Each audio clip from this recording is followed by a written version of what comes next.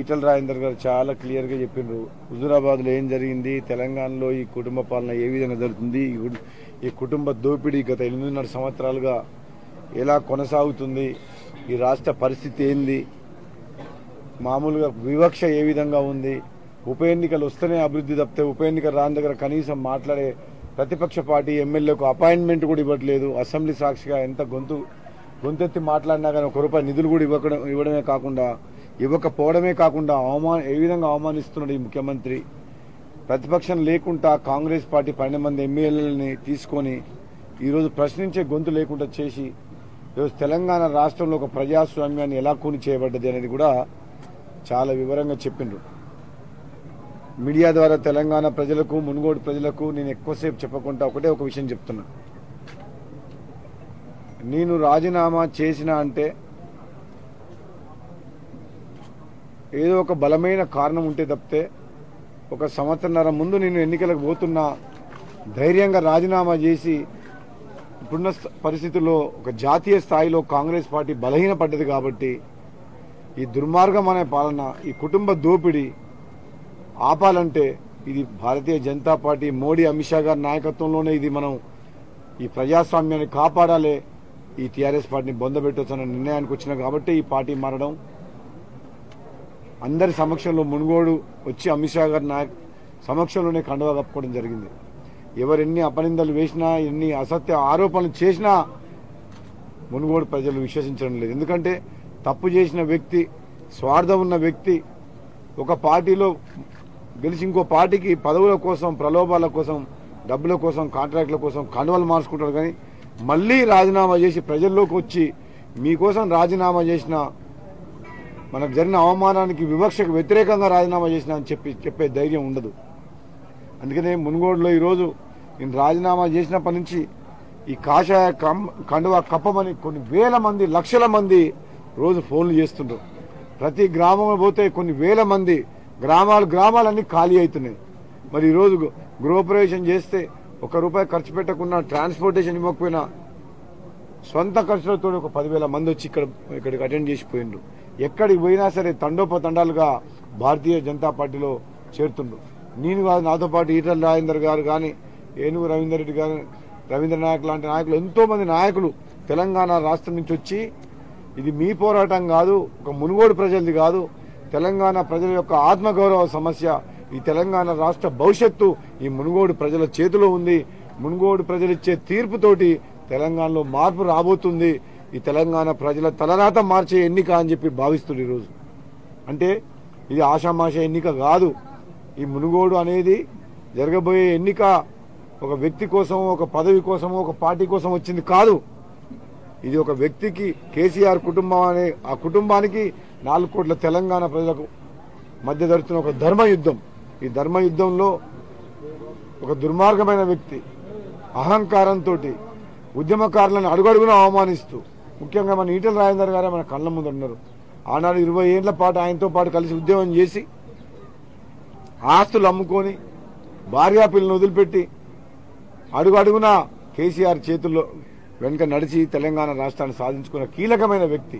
అటువంటి వ్యక్తిని, ఆయన మంచితనాన్ని, ఆయనకున్న పేరును ఓర్వలేక బయటికి పంపించి కేసులు పెట్టించి అవమానాల పాలు గురి చేసిండు. కానీ హుజూరాబాద్ ప్రజలు నీ అధికారము, నీ డబ్బు కంటే ప్రజాశక్తి గొప్పదని చెప్పి పెద్ద మెజారిటీతో గెలిపించి ఈ తెలంగాణలో ప్రజాస్వామ్యాన్ని, ఆత్మగౌరవాన్ని కాపాడిండ్రు. అదేవిధంగా నేను కూడా అన్న, ఆ రోజు పార్టీ వేరే అయినా సరే ధర్మాన్ని కాపాడండి, ధర్మం వైపు ఉండని చెప్పి నేను స్టేట్మెంట్ ఇచ్చిన. చాలా మంది ఫోన్ చేసి నాకు, నేను చెప్పిన కొన్ని ప్రత్యేకమైన పరిస్థితుల్లో పార్టీలు కాదు ముఖ్యం, ధర్మం వైపు ఉండాల్సి వస్తుంది. పార్టీ వేరే అయినా సరే ఆయన గురించి నాకు తెలుసు కాబట్టి, అన్యాయం జరుగుతుంది, దుర్మార్గం జరుగుతుంది కాబట్టి ప్రజలు ఆయన వెంట నడవాలని చెప్పిన. ఈ రోజు కూడా మళ్ళీ చెప్తున్నా, హుజూరాబాద్లో జరిగిన ఈ ధర్మయుద్ధం ఏ విధంగా జరిగిందో మునుగోడులో అంతకు 10 రెట్లు జరగబోతుంది ఇక్కడ. ఎందుకంటే ఆ రోజుకి ఈ రోజుకి ఎలక్షన్ దగ్గర పడ్డాయి. ఇది ఓడిపోయిందా కేసీఆర్ పని గోవిందా, ఆ విషయం ఆయనకు అర్థమైంది. ఇప్పటి వరకు 2 నెలలే నేను రాజీనామా చేసి క్యాండిడేట్ ని కూడా డిక్లేర్ చేసే పొజిషన్ లేడు, భయపడుతుండు. మునుగోడు ప్రజలు చాలా ఆలోచన పరులు. 3.5 సంవత్సరాలుగా నేను అసెంబ్లీలో మాట్లాడిన ప్రతి అంశం వాళ్ళు గమనించిండ్రు. మానవత్వంతో 3.5 సంవత్సరాల్లో ఒక ఎమ్మెల్యేగా కష్టాల్లో ఉన్న పేదలకు ఏ విధంగా సహాయం చేస్తున్నా, కరోనా సమయంలో ఏ విధంగా సహాయం చేసినా అన్నీ వాళ్ళకు తెలుసు. ఈరోజు నేను రాజీనామా చేసినా అంటే స్వార్థం కోసం కాదు, ఆషామాష విషయం కాదు, ప్రభుత్వంతో పోరాటం చేస్తున్నా. ఈరోజు నేను రాజీనామా చేసిన తర్వాత మునుగోడులో ఉన్న పేద ప్రజలకు పెన్షన్లు కానీ, రేషన్ కార్డులు కానీ, గొర్రెలు కానీ ఎన్నో రకాలుగా ఆర్థిక సాయం ప్రభుత్వం నుంచి అందుతున్నది. అయినా పర్వాలేదు, వాళ్ళ అవినీతి సొమ్ము తోటి ఎంతో మంది లీడర్లని ప్రలోభాలు పెట్టి కొనాలని చూస్తుండ్రు. మీరు డబ్బులు ఖర్చు పెట్టండి ఎంతైనా సరే, కానీ మునుగోడు ప్రజలు మాత్రం ఆలోచించి ఈసారి తీర్పు ఇస్తారు. ఎందుకంటే ఈ తీర్పు ఒక మునుగోడు ప్రజలు కాదు, తెలంగాణ ప్రజల తలరాత మార్చే ఎన్నిక ఇది. తెలంగాణ రాష్ట్ర భవిష్యత్తు దీని మీద ఉంది. ఎందుకంటే సోదరులారా, మీడియా ద్వారా తెలంగాణ ప్రజలందరూ కూడా చెప్తున్నా, ఇది ఒక మునుగోడు ప్రజలకు సంబంధించింది కాదు. మునుగోడు ప్రజలు అవమానించిండ్రు, అభివృద్ధికి సహకరించినందుకు ఒక శాసనసభ్యునిగా రాజీనామా చేసిన మాట వాస్తవం. అయినా కానీ ఈ మునుగోడులో జరిగే ఎన్నికను తెలంగాణ ప్రజలే కాక భారతదేశ వ్యాప్తంగా, ప్రపంచ వ్యాప్తంగా ఉన్న తెలుగు వాళ్ళు చూస్తున్నారు. ఇప్పుడు ఏం జరగబోతుంది మునుగోడులో, ఎటువంటి తీర్పు ఇవ్వబోతున్నారు ప్రజలని చెప్పేసి 1000 కళ్ళతో ఎదురు చూస్తున్నారు.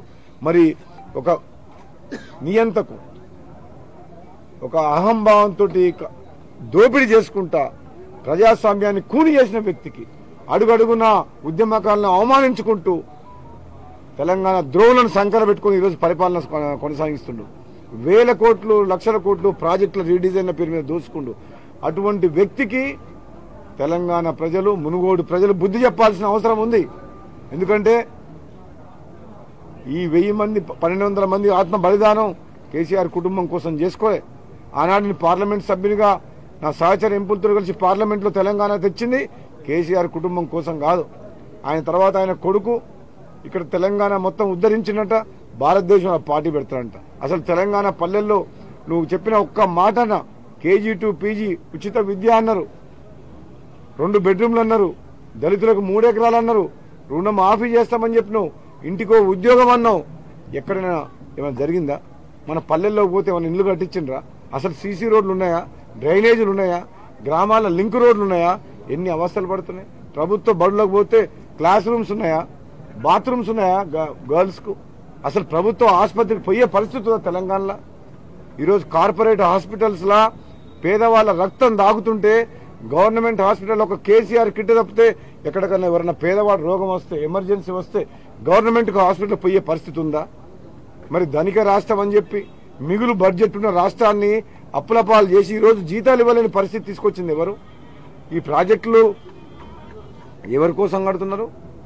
మీరు 1000 కోట్ల రూపాయలు, లక్షల కోట్ల రూపాయల అప్పులు ఎవరి కోసం చేస్తున్నారు? అసలు తెలంగాణ రాష్ట్రంలో ఏం జరుగుతుంది అంటే నీకు అడిగేటోడు లేడని చెప్పేసి ఉన్న 12 మంది ఎమ్మెల్యేలకు తీసుకుపోయి నిన్ను ఎవరు అడగొద్దు, నీతో ఎవరు ప్రశ్నించొద్దు, నిన్ను ఒక అపాయింట్మెంట్ ఇవ్వవు, నువ్వు ప్రతిపక్ష పార్టీ ఎమ్మెల్యేలను అడిగితే కనీసం కలిసే అవకాశం లేదు. మరి ఏంది దుర్మార్గం? అది ఎన్నాళ్ళు ఇట్లా అంటే మనం ఒక రాచరిక వ్యవస్థలో ఉన్నావా, ప్రజాస్వామ్యం ఉన్నావా? మునుగోడు ప్రజలారా, మీకు ఎంత మంచి అవకాశం వచ్చిందంటే నా రాజీనామా